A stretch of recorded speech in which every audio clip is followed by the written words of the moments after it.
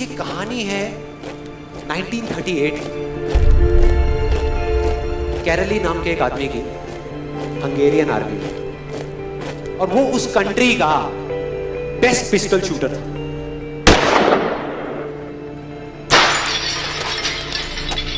जितनी भी national championships हुई थी उस कंट्री में, उसको वो जीत चुका था। और सबको ऑलमोस्ट कंफर्म था कि 1940s में जो ओलंपिक्स होने वाले हैं उसमें गोल्ड मेडल केरली को ही मिलेगा।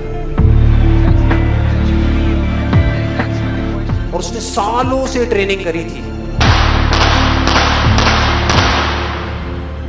उसका एक ही सपना था, एक ही फोकस था कि मुझे अपने इस हाथ को दुनिया का बेस्ट शूटिंग हैंड बनाना है, बेस्ट बनाना है, बेस्ट बनाना है। और वो कामयाब हो गया, उसने बना लिया बेस्ट शूटिंग हैंड। सिर्फ 2 साल का फर्क था। 1938 में एक आर्मी का ट्रेनिंग कैंप चल रहा था।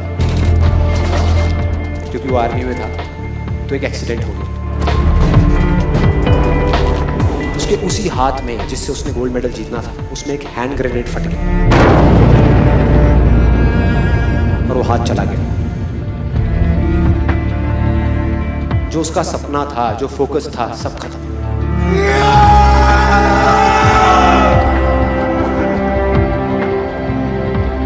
उसके पास 2 रास्ते थे। एक तो ये कि वो बाकी की पूरी जिंदगी रोता रहे और कहीं जा करके छुप जाए,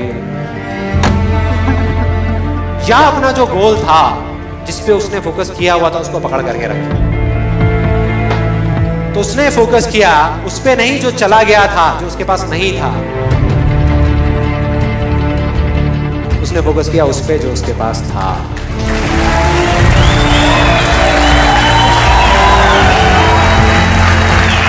जो उसके पास था। और क्या था उसके पास में? एक लेफ्ट हैंड, एक ऐसा हाथ जिससे वो लिख तक नहीं सकता था। 1 महीने तक उसका हॉस्पिटल में इलाज चला इस हाथ के लिए, और सही 1 महीने बाद अपनी ट्रेनिंग शुरू करती इस हाथ की।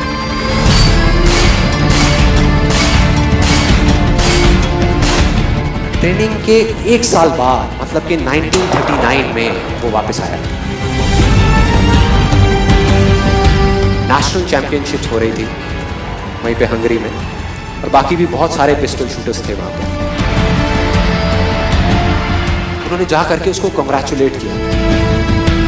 कहा कि यार देखो, ये होता है जज्बा, ये होती है स्पोर्ट्समैन स्पिरिट, कि इतना सब कुछ होने के बाद भी तुम यहां पर आए हो हमको देखने के लिए और हमारा हौसला बढ़ाने के लिए। किसी को नहीं पता था कि वो 1 साल से अपनी ट्रेनिंग कर रहा था लेफ्ट हैंड की। और उसने जवाब दिया, मैं यहां पर तुम्हारा हौसला बढ़ाने नहीं आया, तुम्हारे साथ कॉम्पीट करने आया हूं, तुमसे लड़ने आया हूं, तैयार हो जाओ। और कंपटीशन हुआ। बाकी सब वहां पर जितने भी लोग थे वो कॉम्पीट कर रहे थे अपने बेस्ट हैंड से। ये कॉम्पीट कर रहा था अपने ओनली हैंड से, ओनली हैंड से। कौन जीता? The man with the only hand, केरली जीत गया। लेकिन वो यहां नहीं रुका। उसका गोल क्लियर था कि मुझे इस हाथ को इस कंट्री का नहीं, इस पूरी दुनिया का बेस्ट शूटिंग हैंड बनाना है। उसने अपना सारा फोकस उठा करके डाला 1940 पे, जब ओलंपिक्स होने वाले थे। लेकिन 1940s के ओलंपिक्स कैंसिल हो गए वर्ल्ड वॉर की वजह से।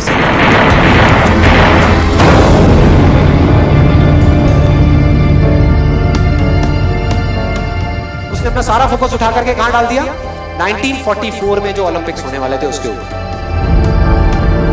और 1944 में जो ओलंपिक्स होने वाले थे वो भी कैंसिल हो गए वर्ल्ड वॉर की वजह से। फिर से कैंसिल।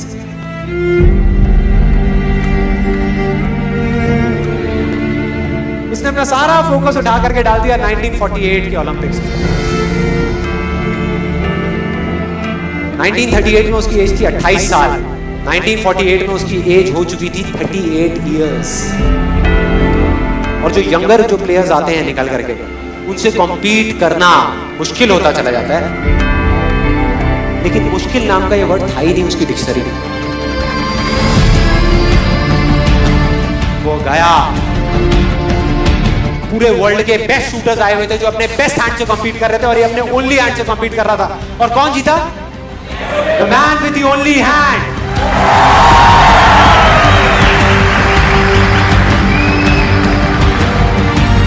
लेकिन वो तब भी नहीं रुका।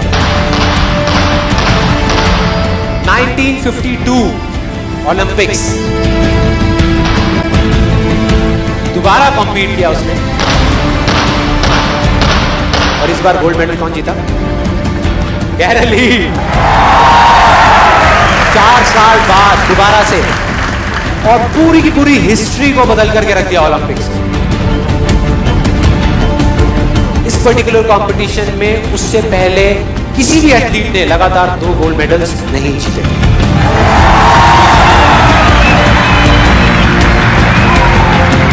अब किसी भी लूजर के पास चले जाओ, उसके पास लिस्ट होगी बहानों की कि मैं इस वजह से फेल हुआ अपनी लाइफ में, इस वजह से मैं कुछ नहीं कर पाया। बहुत लंबी लिस्ट है। और दूसरी तरफ विनर के पास चले जाओ, उसके पास में 1000 वजह होगी वो ना करने की जो वो करना चाहता है, सिर्फ एक वजह होगी वो करने की जो वो करना चाहता है, और वो कर जाएगा।